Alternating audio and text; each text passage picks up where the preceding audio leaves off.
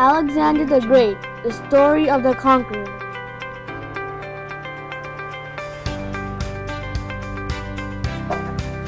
Alexander was a great military leader who conquered lands throughout Asia. He never lost a battle throughout his lifetime. He faced odds of 5-1 most of the time, but still it ended up in victory for him.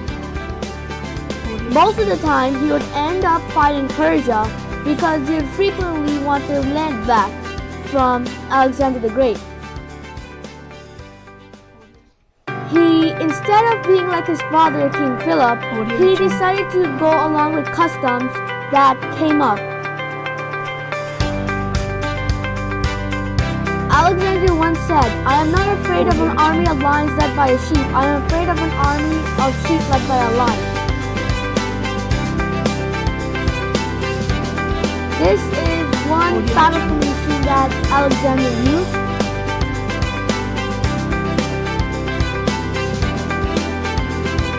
As you can see, he conquered most of the land that was known at this time.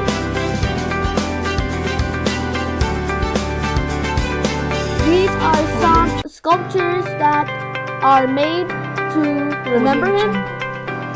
Most of these you find in museums.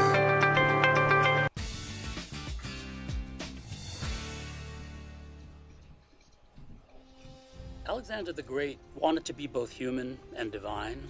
He wanted to have a supreme power over other human beings that could never be questioned. Alexander the Great was born in 356 BC to the Macedonian King Philip and one of his foreign wives, Olympias. There are many myths behind Alexander's birth, one of which is that Philip had a vision that a snake was sleeping with Olympias. And it was these visions that were confirmed by oracles that made Philip believe that Alexander was a son of one of the gods. Alexander grew up in Pella and was tutored by Aristotle. Macedonia at the time of Alexander's birth is still considered to be a rude, rather barbarian by Greek standards sort of place. Bringing Aristotle in to tutor Alexander is like bringing culture to your rude barbarian society. In 336 BC, at a royal celebration, Philip was fatally stabbed by Pausanias, one of his guards. Once Alexander became king, he prevented the empire from collapsing and splitting by first going down to the Greek city-states and securing their allegiance. He burned the city of Thebes to the ground and dismantled it. He slaughtered all the male inhabitants and enslaved all the women and children. Over the next several years, Alexander and his army started east, conquering everything from Greece to India. Alexander's most impressive victory was at the Battle of Issus in 333 BC. Alexander faced odds of 5-1 against the Persians led by King Darius.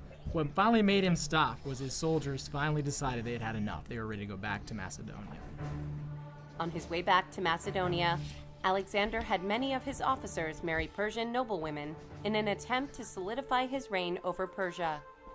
There was considerable opposition to Alexander's rule as king of Persia from his own Macedonians. The Macedonians saw him becoming less and less Macedonian and more foreign.